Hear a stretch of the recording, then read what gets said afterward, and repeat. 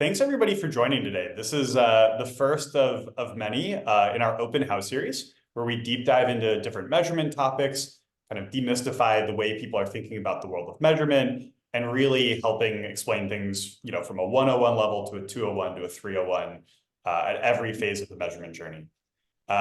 Today's topic is incrementality essentials. This is really big of how do you get started? What are the first places to go? And how do you think about building incrementality as a practice into your business? Next topic, which is going to be Friday, April 11th, is the ultimate measurement showdown. We're going to go really, really deep on both incrementality testing, MTA, MMM. How do these pieces fit together? What does the future of the measurement stack look like? And kind of what are the trade-offs you make between different strategies? For a quick background on me, I'm Zach. I'm the founder and CEO of Haus.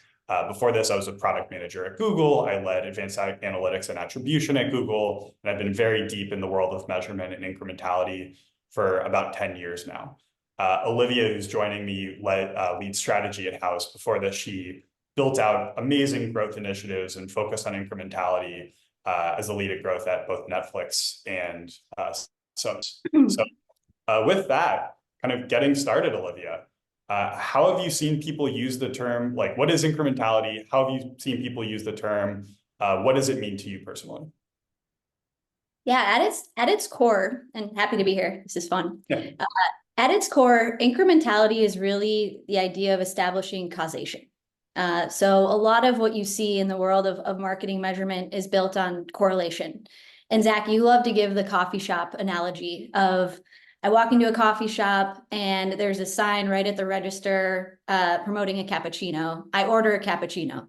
Did I order the cappuccino because of that sign, or does it just so happen that everyone who orders a cappuccino is kind of in perfect attribution, getting credit, that sign getting credit for driving it? So this is an example, but it's actually a lot more prevalent in our day-to-day reality kind of world as marketers than we think. These ad systems like Meta and Google are really, really good at finding people who are about to purchase. They have like the brightest minds of our generation focused on how to build algorithms and models to get these ads in front of the right people at the right time. And so whereas this may not have been an issue in terms of attribution 10 years ago in the world of reach, frequency, TV buying, you really want to make sure that your ads are driving the outcomes that you want to see versus simply getting in the way of the outcome. And so how we do that is by running experiments. So we establish control groups, holdout groups, where we're able to establish a counterfactual to say what would have happened anyway if I didn't intervene. And thus we can measure incrementality and the true lift of what these marketing activities are doing for the business. But I'm curious, you started a whole company around this and believe that strongly in these concepts. Like, why do you think this is important? And why did you start Haus? Yeah, granted, I'm kind of a biased participant here. I started a company doing this, but when you go down the world of incrementality, I'll say like you can't unsee the things that you've seen, and you see companies spending tens of millions, hundreds of millions of dollars on things that are not driving the business. And ultimately, when you think from like a privacy perspective of like how cookies are implemented and what's involved in, user groups for treatment and control splits of conversion lift style products or other kind of geo-based products, you go down this world of the companies who are charging you for advertising are also responsible for the measurement. They're responsible for ascribing users to treatment and control groups. And they're not giving anybody the log level information about how they constructed that and whether they're doing it in a way that makes sense. And even if you do believe in the methodology, how Google implements it is different than a Meta, which is different from any other partner. And a lot of partners don't even have this. So I think ultimately, if businesses are trying to allocate their investment towards what it does for them in their business, there's an enormous need of, all right, I actually need to see this in my business, not off of a conversion pixel that I have no visibility or control over, that extends beyond your own universe. And I think it's a really powerful component of like when you just see, both from a diminishing marginal returns perspective, from a certain ad products are working better, there's optimization layers, there's different allocations of channels, there are different spend thresholds. where not everything works perfectly as a sigmoid function. I think companies need to understand a lot of this for themselves, and giving the tooling that just makes it really easy and takes it from a economist problem with a company like Netflix or a company like Booking, but it's something that's available for everybody, I think is really powerful. Yeah, and the idea of once you see this, you can't unsee it. I've seen in past roles and even at a company like Netflix, when you start optimizing around incrementality, it dramatically changes the way you're investing, the channels you're investing in, the spend levels. And if you really start to optimize around incrementality, you can get your acquisition costs down significantly. So it is once you've seen it, there's really no going back. And that's even to a world where when we were working on the Netflix business, that was, call it 8 years ago, give or take. They had much better measurement back then. And in some, like, you could track users in a much better way. You had IDFAs, you had a much better comprehensive understanding of view-based conversions that is now pretty much a shot in the dark. Yeah. A question we get asked a ton, and I'm curious your perspective on this, is like, when is the right time to invest in this? Like, what size business? What are some signals you see that suggests a company should start running holdout tests and building around incrementality? Yeah, I think there's a few answers. I'd say like the first and most fundamental one is if you have a curiosity about how your marketing is working. What is it doing for your business? What is it growing towards? How do you understand, the direction things should be going? And do you trust the data that you have? Do you think you could be spending more? So I think a lot of it is originally hypothesis driven. I think as you grow, like the more standard answer I like to give is like if you're spending $5 to $10 million a year in marketing, you're advertising in more than one marketing channel, which fundamentally means you have an attribution challenge. And then lastly, are there components of your business that might make measurement less accurate? So like, do you sell in multiple channels? Are you selling in Amazon? Are you selling in Target? Do you have an omni-channel presence that you need to account for? I think those are a lot of the really common use cases or places where, hey, investing in incrementality, investing in experimentation can really change pretty dramatic ways, not only in how you allocate your spend, but what it does to both your top and your bottom line as a business. Yep. How about where it fits into the broader stack in terms of MMM, MTA? Like if I have an MMM, do I need to be running experiments? What does that look like in terms of how they work together holistically? Yeah, my favorite example of this, there's a person who's a scholar at Amazon and has published papers on this out of Northwestern, who the way they understand if MMMs are accurate or not is by understanding them with experiments. Like this is both a calibration layer to build causal data points and anchors into the data to understand, hey, is this actually performing what you think that it's doing? And the other really significant side is just how do you even know if those models are returning what you think they should be returning when they're so largely based on historical data? I think there's been a lot of improvements in the world of modeling generally. You can build these beautiful decay rates and you can build really interesting analysis, but ultimately you need exogenous variation or you need these external factors to say, hey, what is the anchor point off of data, off of experimentation that you can calibrate, use that as a prior, and then have a much more accurate model going forward. So I think that's on the MMM side. MTA, I think even a lot of companies in the world of MTA would say it's under a state of flux. I think we're moving to a world where there was a better kind of like third-party ecosystem of understanding data, being able to build pretty prescriptive user funnels. And a lot of that world is changing. And I think there's going to be increasing modeling there. And the way I think, it's probably a less direct integration of experiments into MTA. The way I'd be thinking about it a little bit more broadly is use experiments as hey, like we see something in the MTA we're not sure about. This feels too good to be true. Like we really think there might be more impact that we're unable to track here. Or even if you start thinking like more broadly, not just in like the walled garden networks, but if you extend into the world of connected TV or other partners, there's a much more comprehensive view that you can use. Like, I know it's like a cliche thing that probably most of the folks on this call have heard, but like the Google and Meta triangle of MTA experiments and MMM. And I really do believe in that. I think there's a role for the whole ecosystem. Yeah.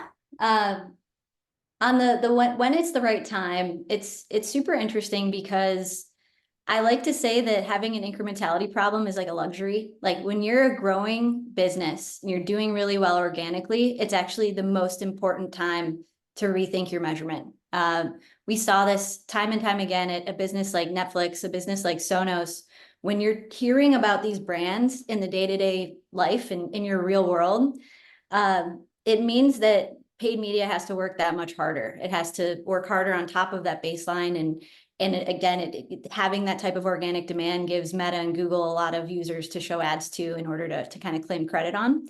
And so I like to say that this is like it's a great problem to have. At Quibi, which is a mobile streaming startup, you and I worked on this business together back in 2020. Our ads were highly incremental, like very, very incremental. Everything we were doing was incremental, and that might be a sign that you need to like look into the product and your product market fit and make sure that you're addressing some other issues on the other side of the business in terms of product. But that also means that and what we did to kind of get out of that slump is to run more experiments. Like you need step change improvement in performance. So there's no like, what are the signals in terms of how well your business is doing? Because if you're doing really well, you're probably spending a lot in areas that are not incremental. The usual suspects, we like to kind of pick on, but again, worth testing for yourself, like brand search and affiliate. Do you need to actually spend on brand terms where users are actually coming in and showing intent? And then, yeah, like on the flip side, if you're struggling, if you're not showing the growth that you need, this is where you can really drive step change improvement in growth. This is when it comes time to like sharpen your pencils and really understand what's driving the business and what's not. Yeah, I remember the early days of getting some of those incrementality tasks back with Quibi. And internally, I was like, oh, this is great news. And then I thought about it more and I was like, maybe this isn't great news. If there's a right relationship of how hard you want your media to be working for you. I actually think like as folks go down the world of incrementality, one of the big adjustments is just in your general mindset of when you think of like a platform reported ROAS and you're like, oh, cool, like our revenue is driving X, Y, or Z. When you start thinking about it from an incremental lens, often the more successful your business is, the less incremental that media will be. And I think that's something where you can have a pretty different view of iROAS and ROAS, and they can both be very successful. Yep. All right, I want to switch gears a little bit, Zach. So how did you land on geo testing as the primary measurement kind of methodology for Haus? And talk us through like the life of an experiment in terms of how this actually works practically. When we talk about experiments, what's actually happening?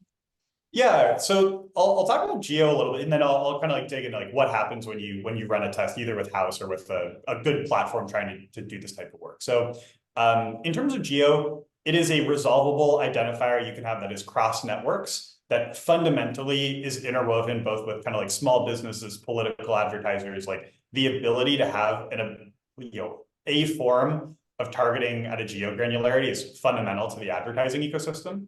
So if you think from a privacy durability standpoint, it's going to be there in one way or another kind of as you look forward.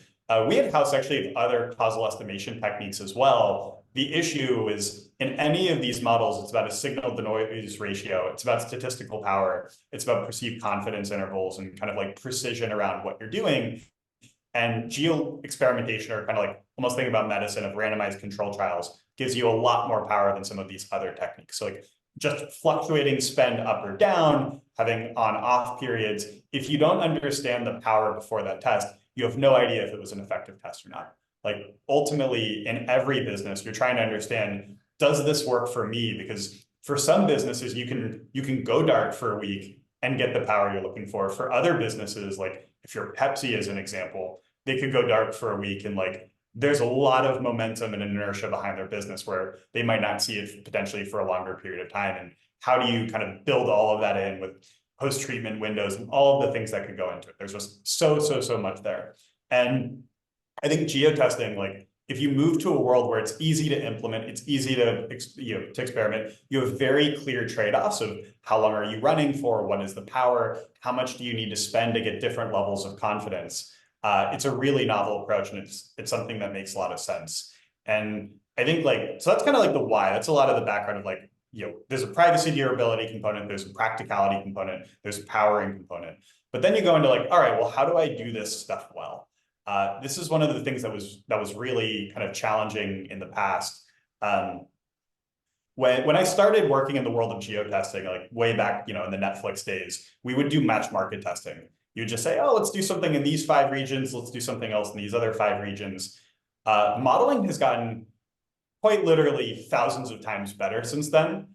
You can have much higher degrees of precision. You can have significantly more reliable results. But then if you also go down the rabbit hole of how do ad platforms serve advertising, when you run those very small, very discrete experiments, you have pretty oppressive CPM upcharges of, I need to serve this amount of inventory to Phoenix in the next 2 or 3 days or else. And so I think system like ours, when you run an experiment with Haus, or again, to do this in a best-in-class way, you should be running placebo testing before the experiment ever starts. We run thousands of simulations of like basically synthetic experiments to just make sure that the error of those experiments is 0. You set the experiment live, you validate the experiment was configured correctly, you see the data as it goes through, you're powering the experiment from a statistical standpoint of how long do you need to run, how much holdout do you need to have, how much do you need to spend to get what you're looking for, customized in an entirely bespoke way off of your individual business in order to make kind of allocation decisions with reliability. And the last piece is like, okay, so you ran one great experiment, awesome. If you run an experiment next month, if you use the same treatment and control splits of your last one, you have introduced bias into your new test. So you also need to be randomly resampling every single time you run an experiment. And with a system like ours, you could create an experiment this week and create one next week, and you're going to get totally different sets of geosplits, but both error out to kind of 0 bias in the underlying experiment. That was a little bit of a detailed answer, but like the thing is like, you think about these things at a high level, it sounds really simple of just like advertise in some places, don't advertise in other places. But in order to have it be something that you can reliably make your investments and your bets with your brand's money on, there's a lot of rigor that needs to go in on the back. Yeah, this may be a tangent, so we probably shouldn't talk too much about it, but the idea of like RCTs in healthcare, like it's no different. These are not new concepts in terms of scientific method, controlled treatment experiments, and you wonder like, why hasn't this yet proliferated through marketing? Like it just, I think about that often and I don't have a good answer. But it has kind of proliferated through all these other industries and it hasn't quite made its way to marketing in the mainstream yet. Well, with that, like, what are some of the interesting things that you've seen? I think like both, in your career as a growth marketer, but also at Haus, where we sit a lot across a lot of companies. There's quite a bit to dig into. Yeah, I get asked this all the time, leading the CS team and seeing all these experiments. I get asked like, what are the tests I should run? What's working? What's not? And I'll answer this question and I'll give some anecdotes, but I also don't love this question because I've seen how important it is that every brand tests for themselves and that there really are very few best practices in terms of shortcuts here. But a really kind of like hot test that folks are running right now is halo effects. And what I mean by that is you're spending on your key channels, and most businesses and most just attribution in general works such that you're measuring the effect on D2C or .com sales, the e-commerce business. And I used to kind of think like that's fine as a proxy for what's going on in the business. But if you're an omni-channel business, you're selling in retail and Amazon in addition to in D2C, you're missing like a huge part of the picture. And so because we ingest aggregate data to power GeoLift, it's pretty easy, I would say, to get sales by day by geo from your retailers, Target, Walmart, Amazon. And so we can see actually how these ads are not just driving the D2C business, but retail and Amazon, and where some of our customers maybe thought they were doing like a 1 or a 1.5 in terms of incremental ROAS. It's actually more like maybe a 2.5 or a 3. So this has been an example. And I think there is this stigma around incrementality that your incremental CPA is always going to be worse than whatever you're observing in platform. And we actually see that we see that go in the other direction as well, where in this example, you're underestimating or undervaluing the effects of your ads. Other examples like YouTube, like YouTube OTT, I kind of put those in the same bucket. where performance marketers just like don't think that it can work because they're measuring it on click-based attribution, and it can't hang in with brand search and paid search in general and Meta. And then if you move off of attribution, you just look directly at the sales in your data warehouse versus, you know, the treatment group versus the control. It's just as efficient and it's driving just as much business as the rest of your channels. And you just couldn't quite see that in a click-based journey because so much exposure is happening on TV screens and it's more of a view through channel. We see that all the time with TikTok and Snap and some of these paid social platforms as well. So that's a really common test and helps folks start to diversify into other channels and really get a more complete picture of what these channels are doing. Another test I would say that's really common once you've kind of established baseline CPIA is to start to look at your marginal CPIA. And the way you do that is through spend level testing. So you might find that a platform or channel is incremental. And then your next question is, all right, how much can I spend? Like, how much can I scale this? And what we do is we launch different levels of spend in different regions of the US to understand, okay, where am I on that diminishing marginal return curve? And do I have more room to spend efficiently? We've seen a lot of businesses cut their spend by 25, 50% with no impact to the business. So that's a case of a spend decrease test, but we're also helping brands scale into new channels with basically the reverse, like a spend increase. Yeah, I think those are some pretty like, I wish people would do those types of tests more. And I think the main point I think you highlighted is you kind of have to do this for yourself. I wish there were easier answers of like, oh, just tell me the answer. Can I just look at a benchmark? But you know, when you like a stat I've given before of like, generally speaking, across our customers, I've seen something like 70-ish% of the time brand search doesn't drive the impact that at least people might think that it does. But the question is, if you're in that 30%, it's really good to know that because that it can be hyper efficient conversions. I mean, both it looks great in the platform, but the cost can really offset kind of the lower incrementality rates. And I think like from my perspective, making it easier to convert those hypotheses or things around your business into concrete tests where you've segmented the country in appropriate ways where you're not biasing it because you're comparing like New York and Phoenix, which might not necessarily be a good comparison for your business, is a lot of where, you know, making this more approachable and kind of easier to implement for folks. Yeah, a great example, and I see our friends from Caraway on the chat here. This was a public case study, so I can talk about it. But we, again, easy to pick on brand search, but we actually ran a test around this where you can buy PMAX in a couple different ways. So you can buy with your brand terms included, and you can exclude your brand terms. And they suspected it wasn't like the brand terms were not incremental, like we don't need to be bidding on the Caraway terms. And we launched a 3-cell experiment where we had brand included, brand excluded, and a holdout. And the brand cell actually won. The cell where we were including brand terms actually was more incremental. And there are some hypotheses about why, just in terms of like PMAX being really heavily kind of trained on good ML data. And so maybe the reason it outperformed is you were just giving the system more data to work with and to train on. But that's an example where they would have left money on the table by just auto excluding brand terms. And that's, again, just an example of why kind of no best practices, like every brand is different and even more so than I would say, you know, the results of some of these tests in the learnings, it's like what enables the most successful teams, I'd say, is the culture shift in the organization around celebrating not just a test that produced a big win, but a test that showed no lift. Like I've seen that so many times where that's seen as a failure, like a test where you saw no lift and the teams who I'd say are doing this correctly can understand why that is just as important of a learning as a test that showed big lift. So that's also just what I'd say is as important as it is to have the right tooling and have the right teams in place, it's also important to build a culture where failure is celebrated right there alongside success.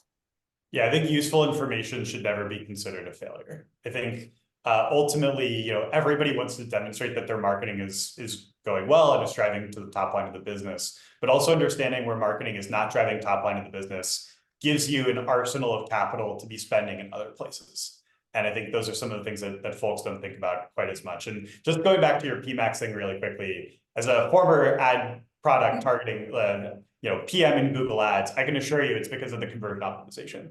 There were features and the characteristics of those people. Like it wasn't because I clicked on the ad is what made these people convert. It's understanding the feature characteristics of those users that can inform the larger model to be able to target more effectively. Like I would bet, pretty much all of my money on that. But if I had my own marketing budget, that's the investment that I would make for sure. So with that, I mean, we're running pretty low on time here, and we want to make sure we have some time for Q&A. So for folks who are interested, like this has been great. I always love digging into this more. We're gonna have a demo on Friday for if anybody is interested in learning more about Haus, kind of seeing what we do, how we build these experiments, and how it works with our customers. But something I'm really excited to share is we have our next measurement topic on April 11th at 9 a.m. I'm going to be on a call with one of our principal economists at Haus. He led big measurement causal ML infrastructure and causal inference work at Amazon before coming over. We're going to really deep dive into MMM, MTA experimentation. How do you think about them independently? What are the strengths and weaknesses of the different solutions? And how do you build a measurement framework that works for you? So really excited for that. And with that, we've got time for a couple questions. Yeah, I see a few in the chat. So question one, I'll just kick it over to you, Zach, from John. What are your thoughts on simply turning off a channel and then seeing if there's an impact on revenue, similar to what was mentioned in the everyone chat, to determine if that channel is driving incremental value? So on-off testing. So on-off testing can work. Like, let me just be very careful. The issue is it needs to be powered for the change you're looking to detect. Like, it's not as simple as just like we turn something on, we turn something off. You get into conversion latency. How, like, do people buy the second they see your advertising? Do they buy after a week? Do they buy after 2 weeks? Do they buy after 3 days? What exactly does that look like? How do you know you're not in a seasonally up window of time where your whole business is generally going up? You stop advertising, but because you had kind of like the network effect that we talked about before, you might not be able to see it. Or if things are bad, how do you select the right period of time to be turning things off? In my experience, when people have done go dark testing, they've generally done it not in like a totally normal operating part of the business. There's some reason why they're doing it at that point, which would also be a source of bias of it not being reflective of what would happen if you actually didn't turn off advertising. So in some ways, I think like it can be a useful tool, but the devil's in the details, and I think it's a little bit more complicated than you might expect. There are lots of causal estimation tools, like we use quite a few of them at Haus. But I think understanding the power of how much were you spending in a channel for go dark to make a big enough impact, and how long do you need to run it for, and how do you know it's the right period of time to get a read that you'd actually believe in versus something that's a little more anecdotal, are the types of questions to dig into of whether or not that might make sense. Like the answer could be yes, the answer could be no. Yep. All right, second question. How do you recommend we get our bosses comfortable with holdouts and educating around the importance of experiments? This is from Connor, especially during important moments for the business. So the idea of not spending in certain channels for a period of time. This is a great question. So I love this. I think there's a few components of it. I think the first place that I go to is, what is the cost of not knowing whether your advertising is working or not? You're spending a lot of money off of things that are correlative. If you are only in one channel, I think it's a little bit riskier. But realistically, if you're advertising in multiple channels, like if you're spending in Meta and you're spending in TikTok and you're spending in Google and you're spending in YouTube and you're spending in connected TV, any one channel is very unlikely to make or break the business. But also during these very sensitive windows of time, you can also run multi-cell experiments where you're not turning something entirely off. Part of the country could be spending less, part of the country could be spending more. You can express that as a diminishing marginal return curve. And then for an individual channel, like, should you be allocating more or less to the marketing? I think every business is a little bit different, but the first place I go to is, what is the cost of not knowing this? And people tend not to think that way. They just think of like, oh, what if I'm turning things off? But realistically, it's unlikely to make an enormous impact. Yep. Yeah, I like to say like sacrifice short-term impact for the long-term learning. And it sounds scary, but if you shut something off for a couple of weeks in part of the country and you see your business significantly impacted, what a learning that is. Like, how important is that to actually know that our business came down by 30% as a result of turning off Meta? And then conversely, like a lot of folks tend to overestimate the effects, and to know that you can turn off and only see a 5 or 10% impact is just a question that you really need to be able to answer. And that's why I try not to let the fear of the result influence the desire to run the experiment. Yeah, this is where I think you want to be pragmatic. And I know we're running up on time, but like if you turn something off and you see your business tanking, you should turn it back on. And then we can evaluate what to do afterwards. It doesn't need to be that much more complicated. Yep. All right, we're at time. I know there are a few more questions that we want to try and take one more. I have a good one for you, Zach. Yeah. All right, from James, thoughts on IP leakage? More people are using VPNs, and curious your thoughts on whether that impacts the ability to do geotests. Yeah, so if VPNs really, really become like everybody is using them across the country, there's no question like you have to potentially do like country level experiments or different things. Like we're able to work around quite a bit of that on our end. But a lot of like, at least how Haus is implemented is we don't need precise locations as defined by Apple. We aggregate into different like marketing regions. You can do experiments at the state level, you can do it at the county level, you can do it at the DMA level. And ultimately, when you are expressing and you're running the placebo test of historical data, you still have this representative view of what happens when you're advertising versus what happens when you're not advertising. And the bias would be equally represented across the treatment and the control groups. So not needing the exact precise location, I think is like probably number one of being helpful for that. Like generally speaking, most ad platforms or systems, they generally know where you are. Like private relays implementation is an example where they're reusing IPs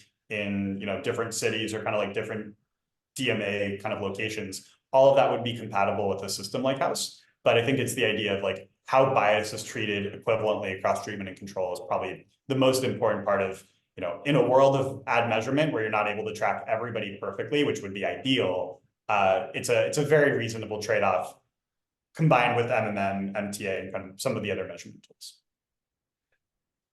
Awesome. Well, we're at time. This was fun. I don't know if you have any closing remarks. No, thanks everybody for joining. Really excited for the measurement show. Like the next one I think is going to be great. Phil is incredible. He's a brilliant economist, and we're really going to dig into kind of how these models work and take it to the next level with a true expert. So really excited for that.